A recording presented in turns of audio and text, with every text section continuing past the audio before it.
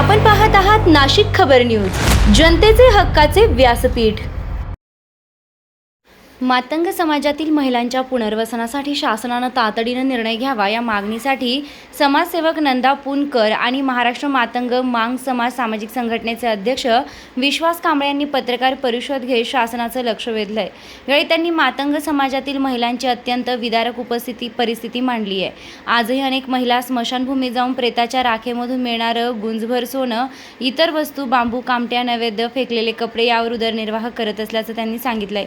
काही महिला अमावास्येला मागून तसेच कचरा गोळा करून संसार चालवत आहेत। सराफ बाजारातील कचरा वेचूनही अनेक कुटुंबाचा उदरनिर्वाह सुरू असल्याची माहिती त्यांनी दिली। आजच्या आधुनिक काळातही मातंग समाजातील महिलांवर अशी अमानवी परिस्थिती ओढवणे ही अत्यंत गंभीर बाब असल्याचं सांगत शासनाने तातडीने त्यांच्या पुनर्वसनासाठी ठोस पावले उचलावीत अशी मागणी करण्यात आली।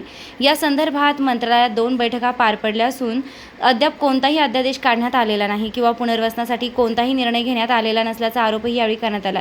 शासनाने या प्रश्नाकडे गांभीर्याने पाहून मातंग समाजातील शोषित, उपेक्षित आणि वंचित महिलांना न्याय द्यावा अशी मागणी पत्रकार परिषदेतून करण्यात आली आहे।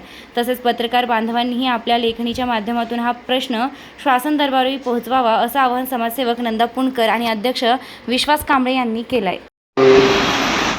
खऱ्या अर्थानं 2014 पासून मातंग समाजातील नाशिकमधील ज्या महिला आहेत त्या स्मशानात जातात, प्रेत जाळल्यानंतर प्रेताच्या राखीमधून उदरनिर्वाह करतात। म्हणजे प्रेत जाळल्यानंतर प्रेताच्या राखीमधून मिळणारं जे मेटल असेल, धातू असेल, सोनं असेल, चांदी असेल किंवा पितळ असेल, ते विकून स्वतःचा उदरनिर्वाह करतात। ते नाही मिळालं तर बांबू, कामट्या किंवा फेकलेल्या वस्तू आणि नैवेद्यावर प्रबोधित करतात। त्याचबरोबर काही मातंग समाजाच्या महिला आमुषा मागतात, तेही उत्कृष्ट दर्जाचं धान्य असते।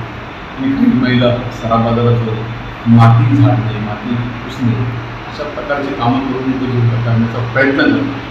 असे अनेक कुटुंब वंचित, उपेक्षित आहेत। अपेक्षा एवढीच आहे की आम्ही 2014 पासून लढा देत आहोत। आदरणीय भुजबळ साहेब ज्यावेळेस पालकमंत्री होते, भुजबळ साहेबांनी आणि आदरणीय विधान परिषदेचे आमदार जयंत जाधव साहेब यांनी तो प्रश्न उचलला आणि तळागाळातील उपेक्षितांना न्याय मिळावा, मातंग समाजातील महिलांना, यासाठी त्यांनी प्रयत्न केले आणि मंत्रालयामध्ये बैठका लावल्या आणि त्याच्यामध्ये त्यांनी नमूद केले की सदरच्या महिलांना टेंडर किंवा कॉन्ट्रॅक्ट बेसवर किंवा कायमस्वरूपी स्थायी पदावर महापालिका असेल, समाज कल्याण विभाग असेल किंवा इतर जे शासकीय विभाग असतील त्याच्यात सामावून घ्यावं अशा प्रकारचं प्रोसिडिंग दिलं। त्यानंतर दिलीप कांबळे साहेब तत्कालीन समाज कल्याण मंत्री होते, त्यांनीही तसेच मंत्री बैठक लावून अशा प्रकारचे प्रोसिडिंग करून कारवाईसाठी आदेश दिले आणि त्याप्रमाणे 2014 नंतर हे सगळं सुरू झालं। काही महिलांना ठेक्या पद्धतीने काम दिलं, परंतु काही महिला तशाच राहिल्या। परंतु समाज कल्याण विभाग यांनी दोन्ही हात वर करून किंवा आमच्याकडे कॉन्ट्रॅक्टमध्ये अगोदर महिला आहे, कोणाला काढायचं, कसं काढायचं, आम्ही दुसरी महिला घेतली।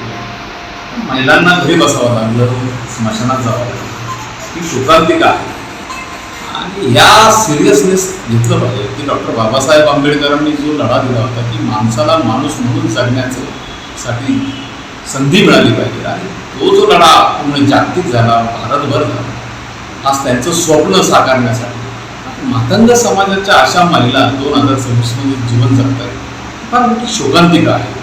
आणि डॉक्टर बाबासाहेब आंबेडकरांनी जो कायदा केला त्या कायद्यानुसार या महिलांचं खऱ्या अर्थानं दलित संरक्षण कायद्याअंतर्गत त्यांना न्याय मिळाला पाहिजे या अपेक्षेने आम्ही काम करत आहोत। परंतु महापालिकेला आम्ही निवेदन दिलेलं आहे की त्यांना स्थायी पदावर कामावर घ्यावं अशा प्रकारचं आयुक्त साहेबांनाही 2दा निवेदन दिलेलं आहे।